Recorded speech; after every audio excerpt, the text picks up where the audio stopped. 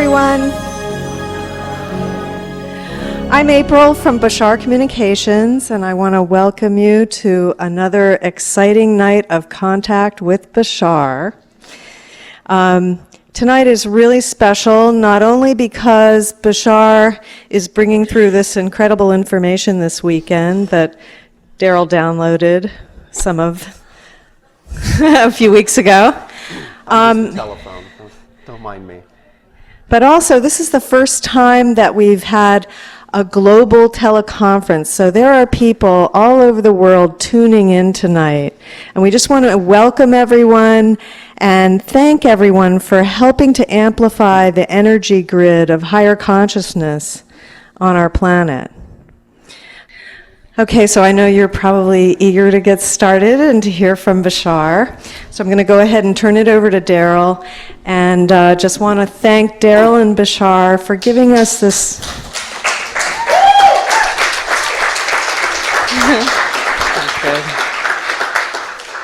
I want to thank them for giving us this opportunity to really tune into the higher levels of ourselves and our own consciousness.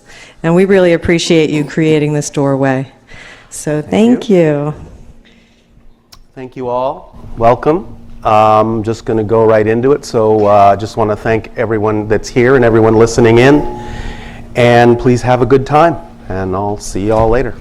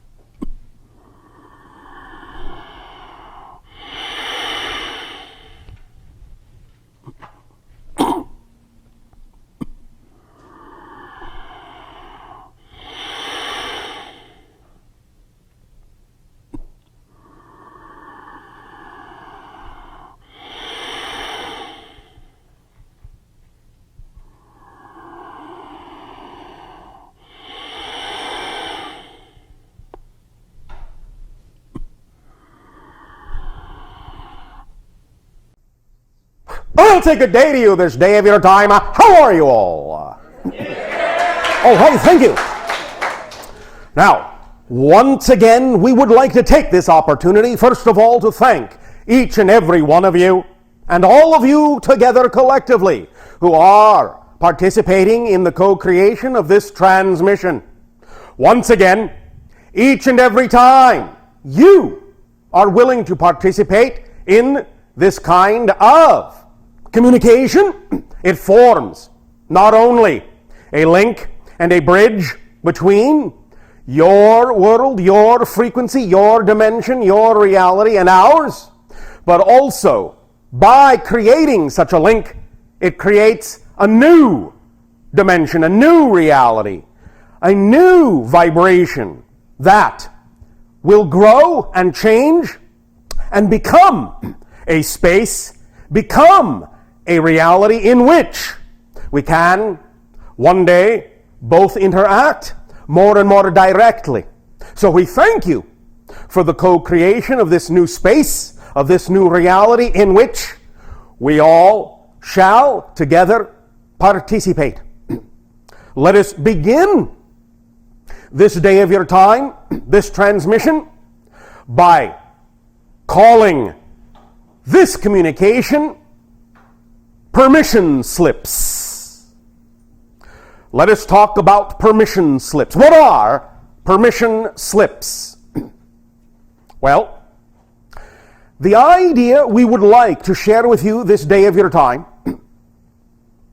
is that many times we hear in conversations with many of you questions and discussions of different kinds of tools, rituals, books, information. And we are often asked, does this tool work? What about this ritual? What is the best way to do this? What is the best way to do that? Now, we have often discussed, of course, the notion that for each and every one of you individually, because each and every one of you is a distinct signature vibration, that obviously whatever tool, ritual, idea, information you attract to yourself is, by definition, at that moment, the one that will work best for you. Because it is keyed, it is matched to your frequency. That's why you attracted it.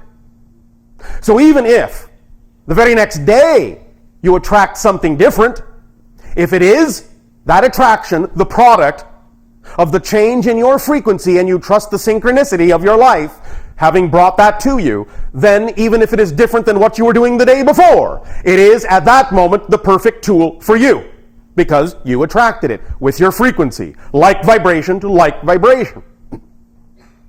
But in talking about all of these different techniques, tools, rituals, meditations, books, information, what have you, there is something very important to understand about all these things. Be they ideas or artifacts, doesn't matter. What they really simply are permission slips that you give to yourself to be who you are. The power does not exist in those objects, in those rituals. No real effect per se comes from them. Now, we understand, of course, that in physical reality, when something is crystallized in a physical way, of course it has its own attributes. Such things as crystals are obviously representative of certain kinds of energy patterns, yes.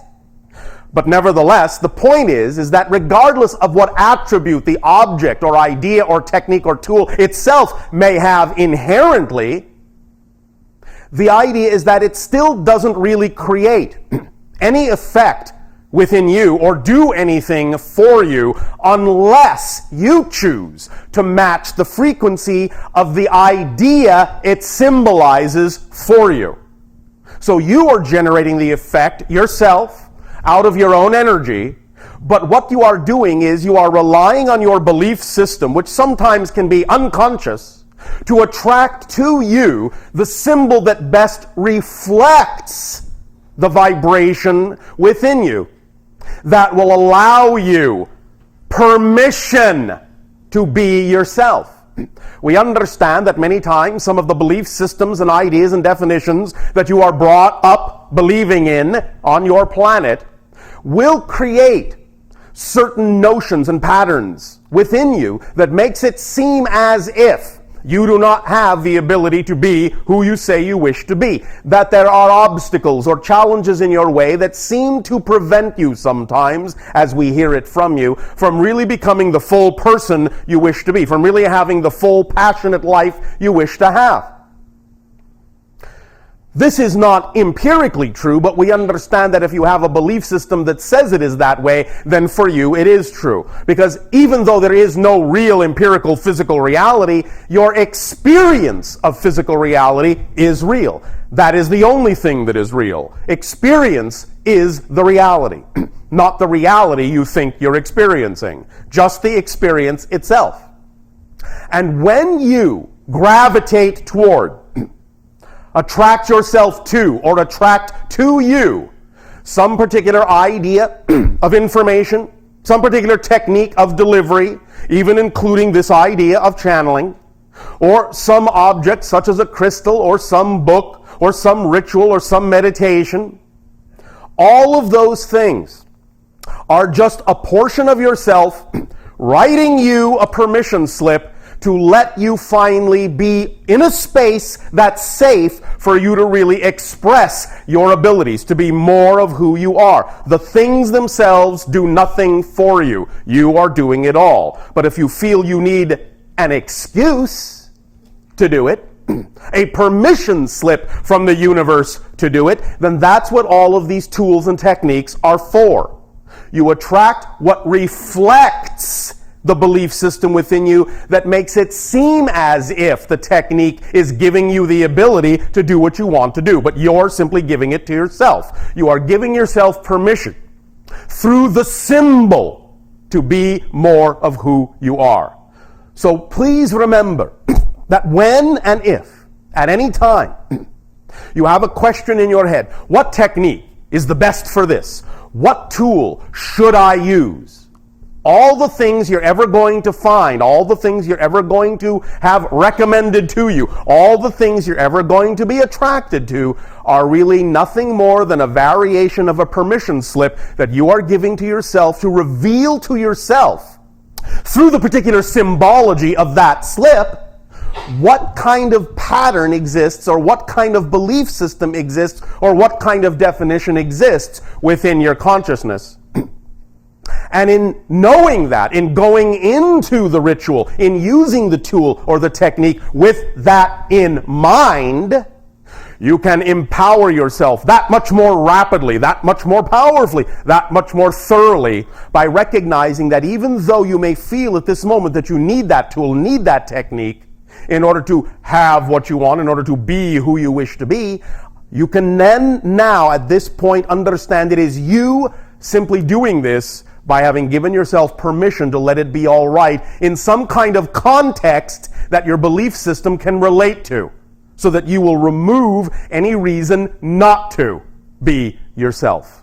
Now, ultimately, you will understand that if this is what these things are, if they are nothing but permission slips, then certainly, as you grow, as you learn, as you expand, you will realize that any technique, any tool will work, will do the same thing, that they're all valid in that context, they're all equal, one is not better than another, and in general, you will also arrive at a point where you will realize that you don't really need them to simply make a change within yourself just because that's what you wish to do. You will simply shortcut the process, not need the technique, not need the tool. You will simply say, well, I'll just choose. I will just choose to be that way. I will just choose to be that state of being. I don't need any other tool, any other technique, other than the recognition that what I choose will be so. What I choose is up to me.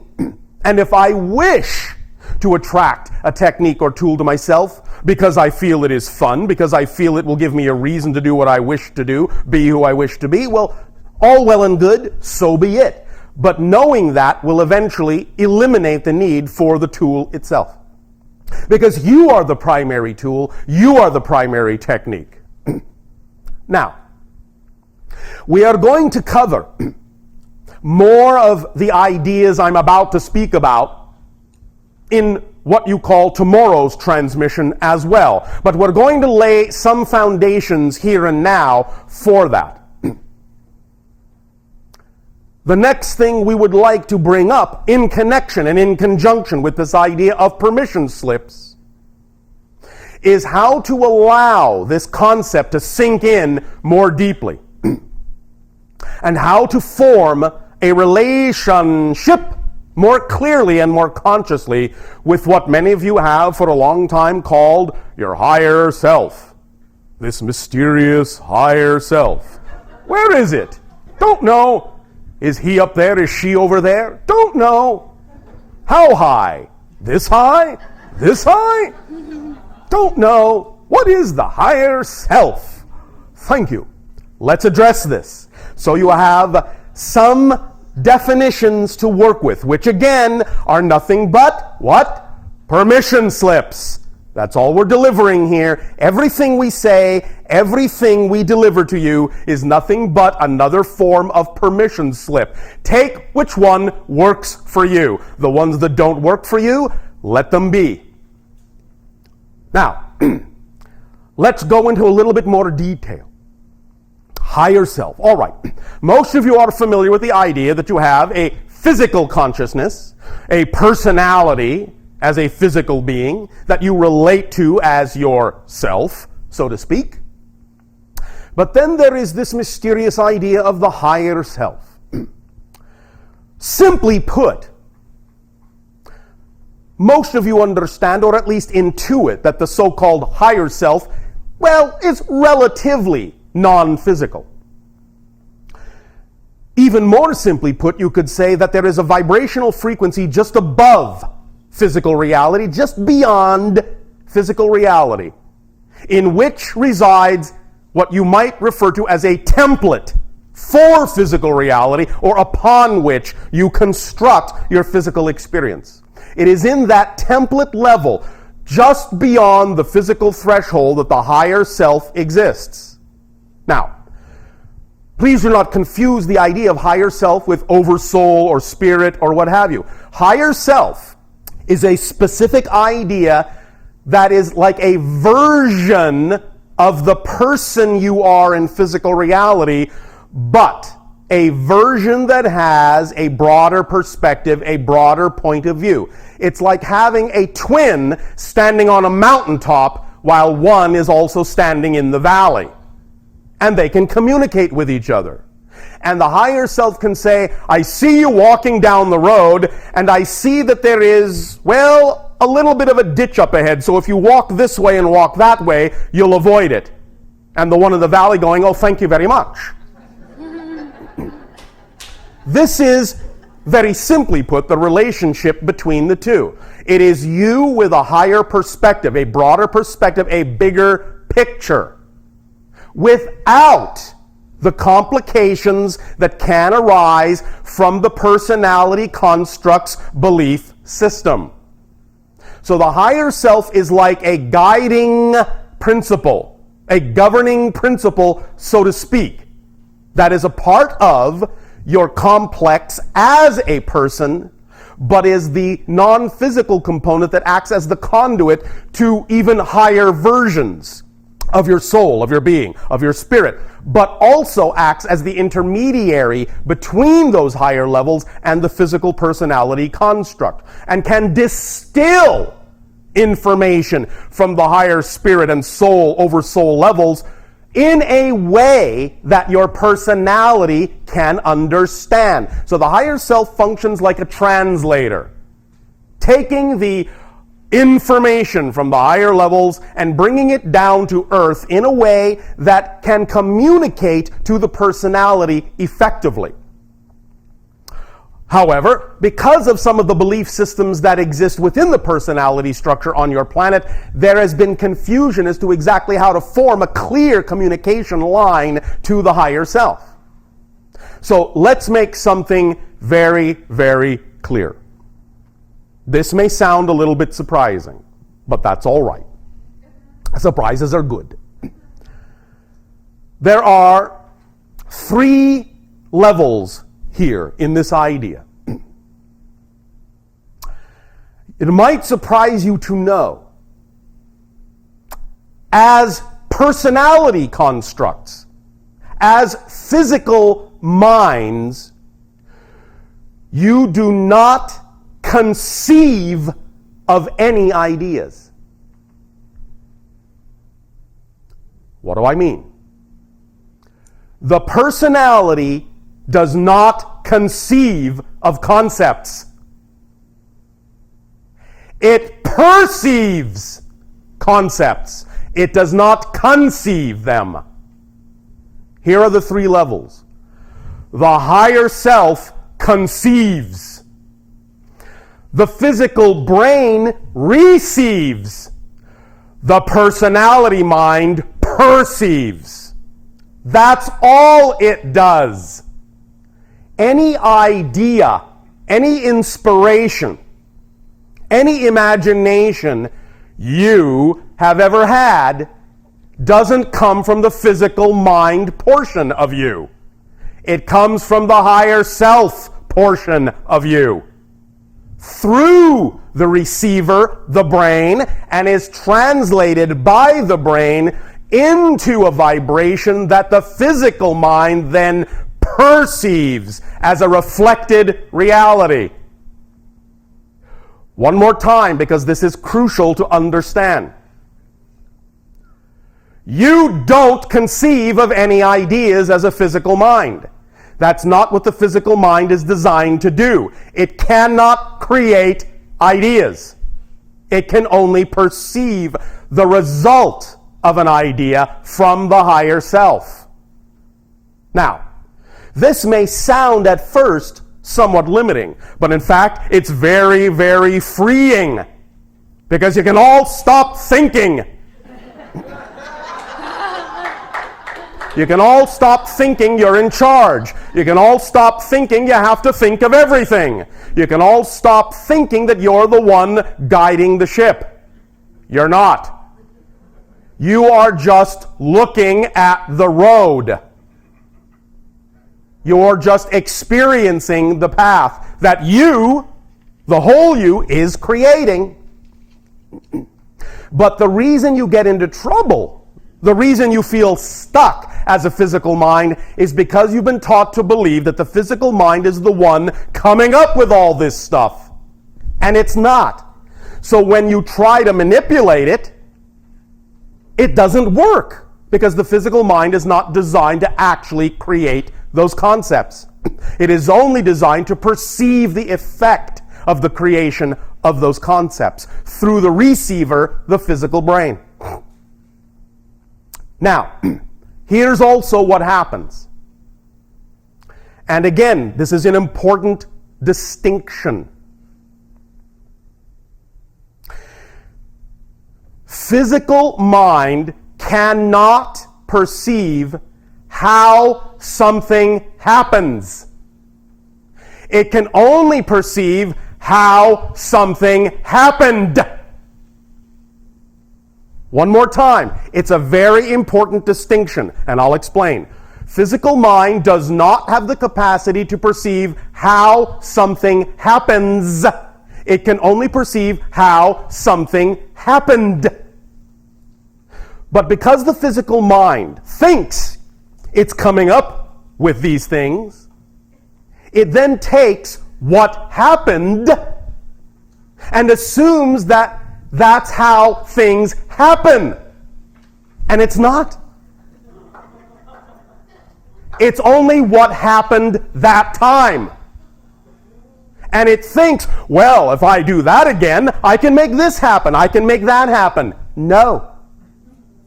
You might get some degree of repetitional success with that philosophy, but it will never go beyond the parameters of what you observed in that particular happenstance. Because what happened was designed to allow that particular thing to happen. And that particular thing doesn't necessarily require the same ingredients as something else. So when you may want something else to happen, when you may want to expand on what happened, you cannot use the same ingredients that made that happen, because then all you'll do is repeat the cycle and wonder why you're not getting anywhere.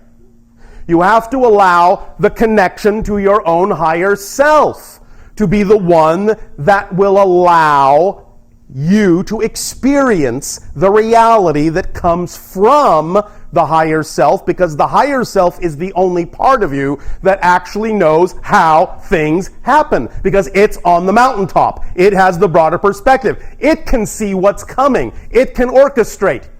You're in the valley as a physical being. From the physical perspective, your view is somewhat limited. But the idea is it doesn't matter. As we will discuss and point out, and as many of you have heard in The Secret, all you really need to do, to use the analogy they use of driving your car, is see the road just a few hundred feet ahead. You don't have to see the road all the way from your beginning to your destination. That's the higher self's point of view. So you don't have to know exactly how you're going to get there. All you need to know as the physical side of the personality mind is where you're at right now. The higher self will tell you, keep going. Turn left, turn right. You're going to get there quicker this way. You're going to get there quicker that way. You need to stop for now. You need to take a rest. You need to take a bathroom break. Then get back in your car and keep going. That comes from the higher self portion of the total being that you are as a person, as a persona. But the physical mind aspect of the personality does not have the capacity to understand how things happen. So, stop trying to figure it out, because you never will as a physical person. Only as a higher self expression, when you are in communication and allowing that communication to occur, will you then be able to take advantage of knowing how it's going to happen, but the physical mind will not know how it's going to happen. This is using the invisible to your advantage. And this is why you talk about such things as, well, you just have to take it on faith. No, you don't. It's really about knowing and understanding the nature of your actual existence, understanding the structure of the relationship, understanding how it is you have arranged yourself as a consciousness, and then simply using it in the same way that you use a telephone, a light switch, or any other device. It's simply a matter of understanding the nature of it, and then taking advantage of using the nature of it, and using the power of the invisible, because it's very, very solid. Just because your physical mind can't perceive it, can't perceive the how of it, and how this is all happening, doesn't mean it cannot receive the benefit of how it's all happening. But in order to really do that as fully as you possibly can, you must drop the assertion and the assumption that the physical mind needs to know how everything works. Because it never, ever will. It's not designed to. And this allows you to lighten up your load, stop carrying so much baggage, stop trying to do your higher self's job, and just do your own. That's why so many of you are so tired when you are trying to do certain things in a certain way. It's because you're trying to do a job you weren't designed to do. That's exhausting. Stop. You were not hired to do that job. Your higher self already has the job, and it's working for you perfectly. Work with it. Work with it. Not against it, by trying to do the job it was designed to do. Just do the job you were designed to do, which is perceive what has happened and allow yourself to know that what has happened can be used by you to your advantage by maintaining positive meaning from your belief system into it. Allowing yourself to do that as physical mind is what will keep the communication lines open. Acting on your passion, acting on your excitement, always putting positive meaning into whatever happens is what will keep the lines open to your higher self to receive the communication, to know that you can take the next step, and the next step, and the next step, and the next step, because whatever it is that does happen will always allow you to take the next step. No matter what it is, as long as you relate to it in the appropriate way as a physical mind, and don't attempt to relate to it in an inappropriate way as a higher mind yourself. Let the higher mind come through you and relate to it, but don't try to do the higher mind's job for it. It will always, always be difficult for you to do because you're not designed to do that. So again, higher self conceives. Physical brain receives. Physical mind perceives. That's it.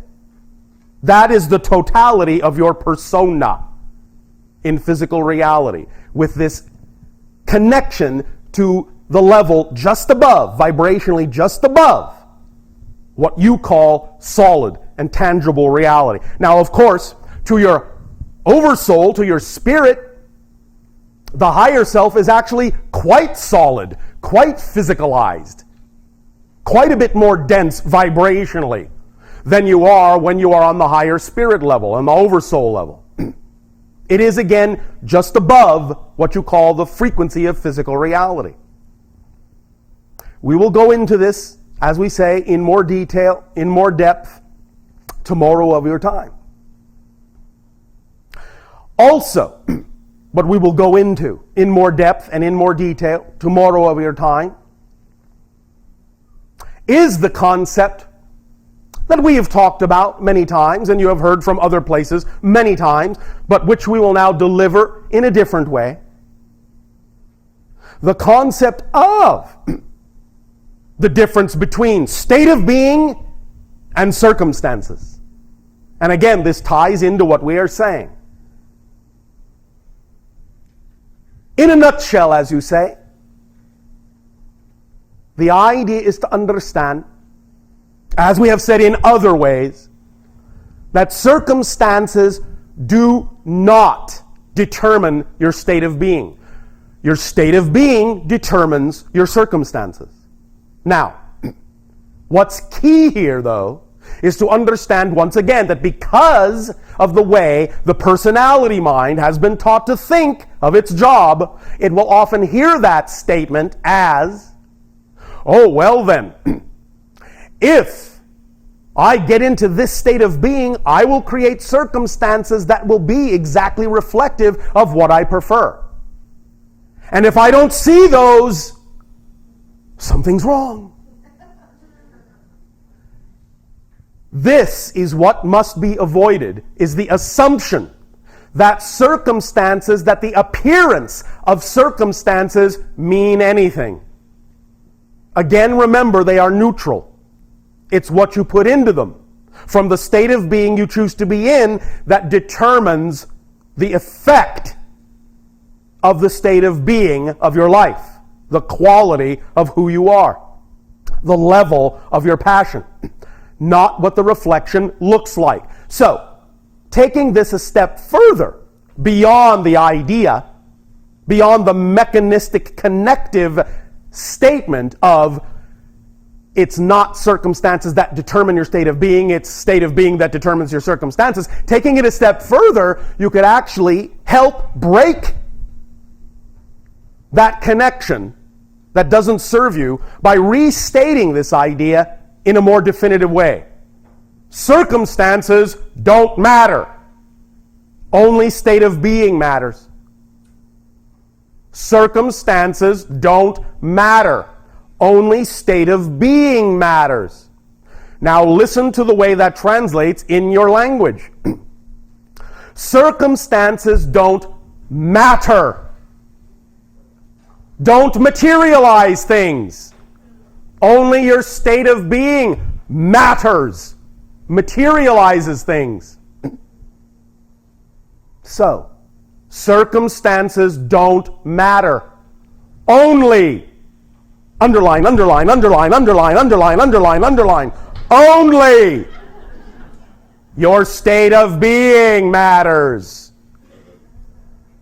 Big, fat, period. Exclamation point. Close quotes. Parentheses, brackets.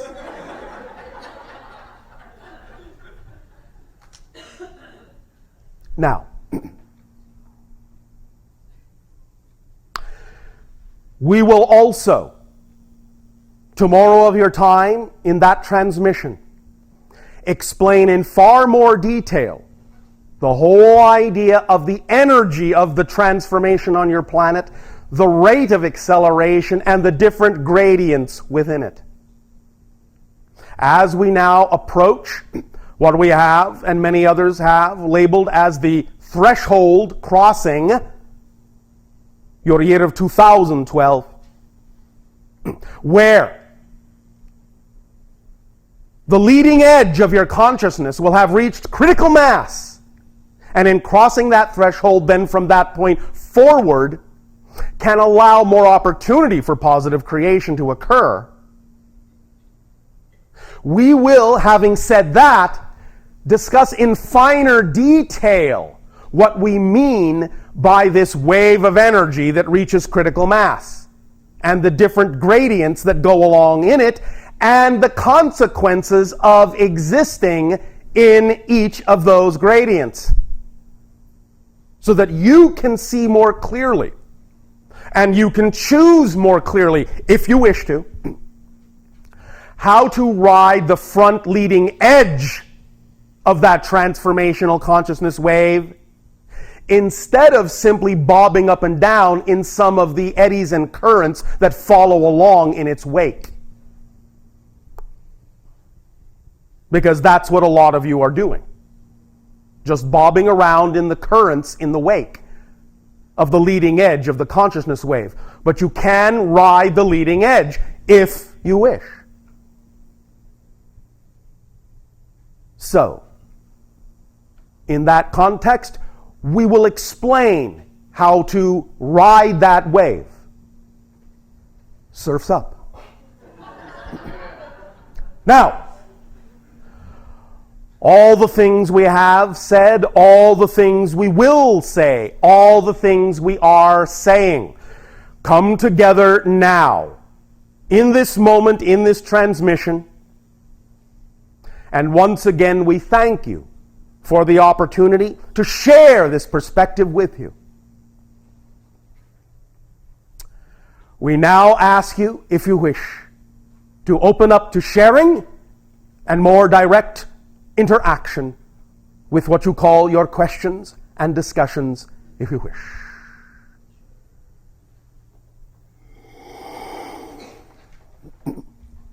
Hi, Bashar. And to you, good day. Good. I don't know which question I need to ask. Oh, well, then sit down. Let's see. So if you think that there's nothing outside that can affect us, is that true? There is no outside for anything to come from. There is only within. Everything that you experience occurs within your consciousness. You understand that? Okay. There is nothing outside. There is no outside for anything to be in. There is nothing outside your consciousness. Everything is in my consciousness. Everything. Within. Okay. Everything. Okay. The only way you can have an experience of any kind is if you create that experience within your consciousness. Like, for example, Yes. nature. Nature. Yeah, when I'm in nature, I Yes. feel good. Yes. Why is that? Did she really ask that question? All right. Why is that? Well, if nothing... When I say there is nothing outside, I don't mean in the colloquial sense that there's nothing outside the building. Nature, however, to answer your question more directly, is by its very definition more in tune with the frequency of your natural self. Right. Therefore, you feel good because you are using nature as a permission slip to allow yourself to be more in touch with your natural vibration. And that always feels really good. What I think, okay, I got it, but then how about anything negative outside? When I feel bad, something happens outside. When you feel bad, it's because you believe that your relationship to that circumstance is defined in a negative way. Redefine your relationship to the circumstance, and you will not feel bad. I am not saying to ignore the feeling. You must acknowledge the feeling. All right, I feel bad. Why?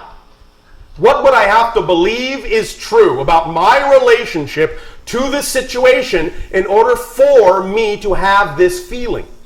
Because remember, all emotions, without exception, all emotions, all feelings only exist because there is a belief that exists first.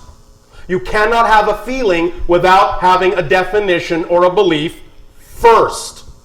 So if you have a bad feeling, all right, acknowledge it. All right, I've got a bad feeling. So what? Now, I ask myself, do I prefer this feeling? Well, no. I would prefer something else. I would prefer to feel joyful. All right. So let me ask myself, why did I have this bad feeling? What brought this about? Well, I know that feelings come from beliefs. Oh, all right. So, what kind of a belief, the question goes, would I have to have about my relationship to the situation in order for me to have a bad feeling about it? That's how you begin the process of self-investigation and finding out what the definition is. And in finding out what the definition is and identifying it, you can then find out why you had it. And when you find out why you had it, you can let that go and change it for something else you would prefer as a belief. And when you change it for a belief you would prefer, then that belief will generate a feeling that you prefer, which will also generate thoughts that you prefer, which will also generate behavior that you prefer. I tried that. I know you taught us that, but it's not that easy. That's a belief. Okay. You see? So now the question is, why do I have a belief that says it's not that easy? You see, that's the next step. You can always take the question to the next level. If you find that you have tried it one way, as you say, and it doesn't seem to be working for you, look at the essence of what you're actually saying. What's the result? All right, the result that you're feeling is, this is difficult. It's not that easy. Very good. You've now arrived at another place where you have something to work with. So acknowledge it. All right, I acknowledge that I have a feeling it's difficult. I have a feeling it's not that easy. That must mean what? I have a belief that it's not easy. Why do I have that belief? And you can start the investigation again and keep doing that and keep doing that and keep doing that until you truly find the true fundamental foundational underlying belief that is generating all the other secondary level beliefs. I think it's not a belief but an experience. No. Your experience comes from your belief. I understand that you have experience in physical reality, and you can say, well, that happened to me, and so that's why I feel this way. But you see, you are simply putting, as you say, euphemistically, the cart before the horse. The way you've been taught to look at reality is making you think that that comes from the experience. But in fact, the experience first came from the belief.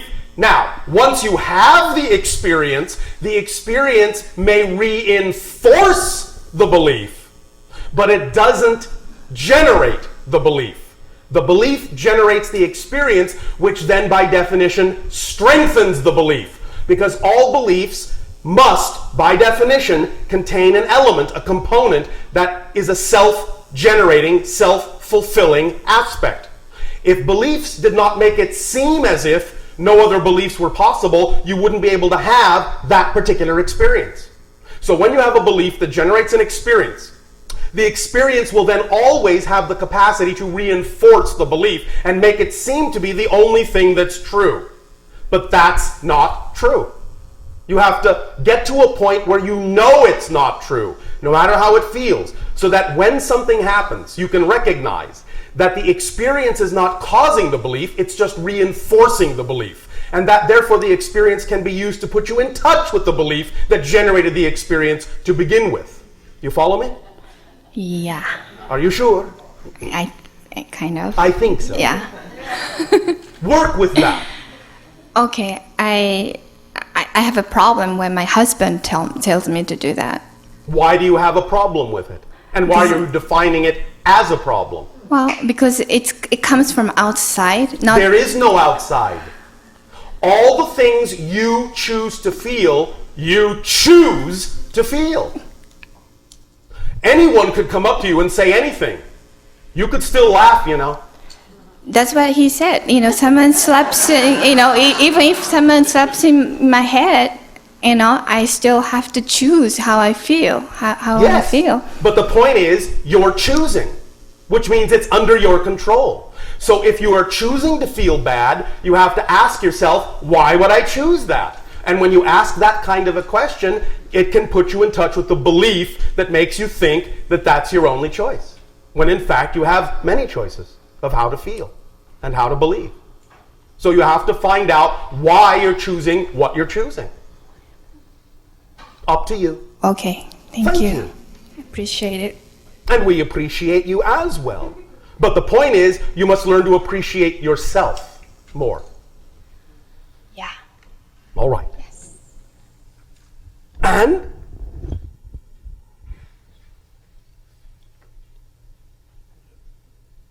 are there any other questions? What is enlightenment? One moment. What happened to good day and hello? Good day and hello. Thank you. This is my first time hearing you in Oh, person. all right. It is our first time hearing you as well. Enlightenment, in the most simplest possible way I can state it, is simply the willingness to lighten up.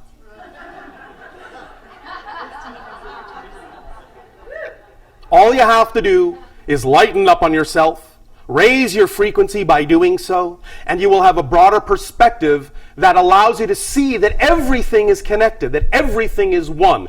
And it is fundamentally, to answer your question in the most direct way possible, fundamentally this attribute, the ability to recognize everything as one and apply that recognition in your life, that constitutes the experience most people on your planet refer to as enlightenment.